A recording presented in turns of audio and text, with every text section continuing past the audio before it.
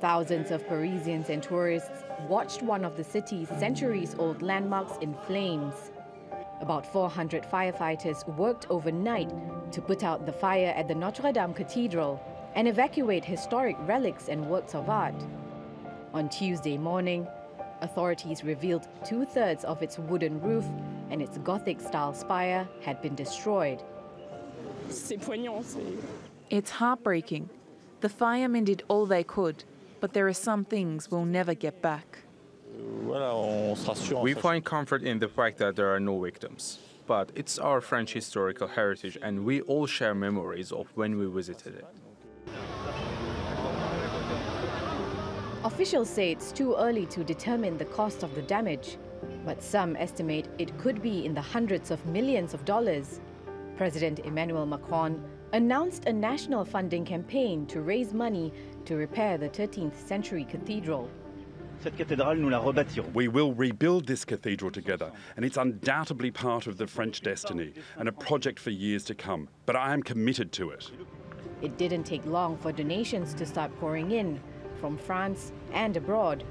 Bernard Arnault, the main shareholder of luxury group LVMH, said he and the company would contribute $226 million to the fund, while François-Henri Pinault, CEO of the Kering Group, pledged $113 million.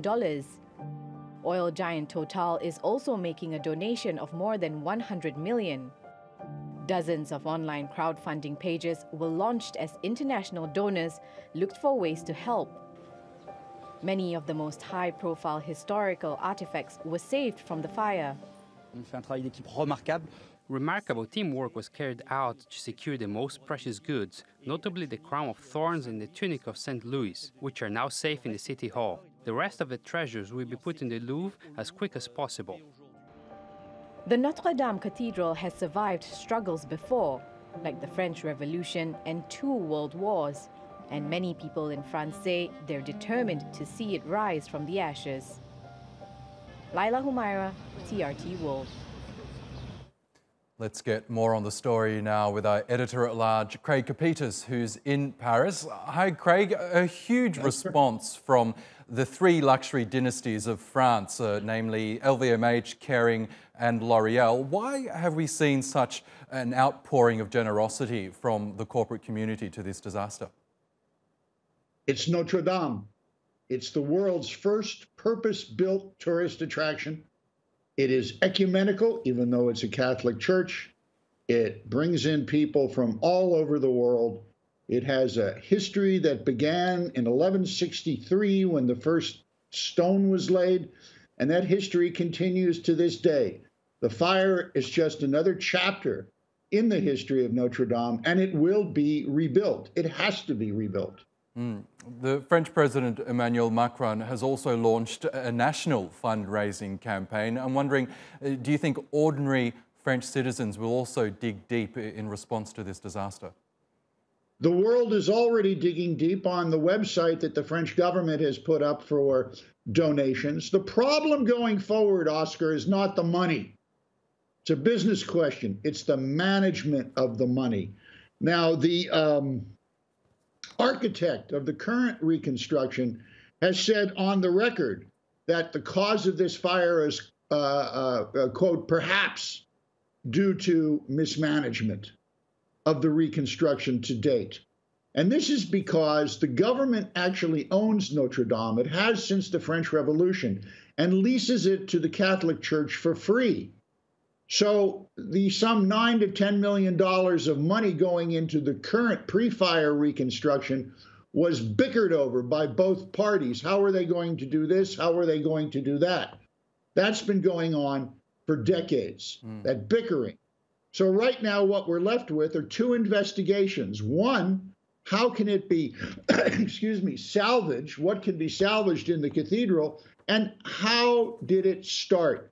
And the consensus here is that it started, for the kind of oblivious type of term, of just simple mismanagement. And that's what they have to prevent going forward, a mismanagement of the appropriation of funds and the bickering that comes with reconstructing such a old building.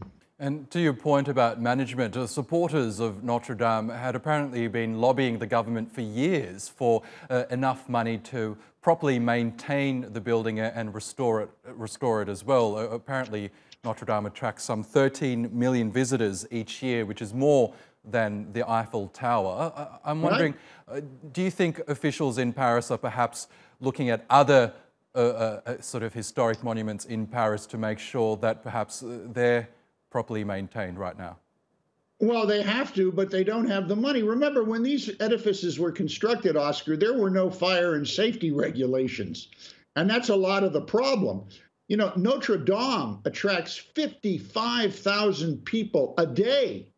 And the first thing that has to be done as soon as the embers die out is they have to put a roof over it so the weather doesn't get into it. Of course, France has numerous other historic monuments around the country that need to be maintained. But Notre Dame is really special. It is the center of Paris. It's known as Kilometer Zero. When Haussmann redesigned the city in the 19th century, he ensured that every road and boulevard in Paris ended up at Notre Dame. This is the thriving heart of Paris. And I don't think it can be emphasized enough that Notre Dame is ecumenical.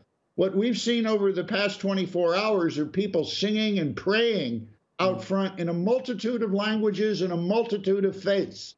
It has been a remarkable testament to the resilience of people and the love that people have for Notre Dame. It sure is, but there are still some people also wondering, how is it that corporate leaders, business leaders have so quickly pledged hundreds of millions of dollars to this rebuilding effort when they've stayed silent on a whole number of humanitarian issues around the world? Do you think that's a valid question to ask at this time? Well, I don't want to be cynical and say there's nothing better than a tax deduction to a billionaire. But the fact is that Notre Dame does spawn a special feeling for the people of Paris and the people of France. And I think more important, Oscar, anyone who has ever had the opportunity to visit Notre Dame comes out of the cathedral with that feeling.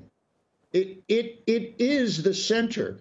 We on Money Talks look at the business angle of things, and I don't want to put too fine a point on it, but the fact remains that Notre Dame was the world's first purpose-built tourist attraction in order to take tourists away from Rome who were going there as religious pilgrims.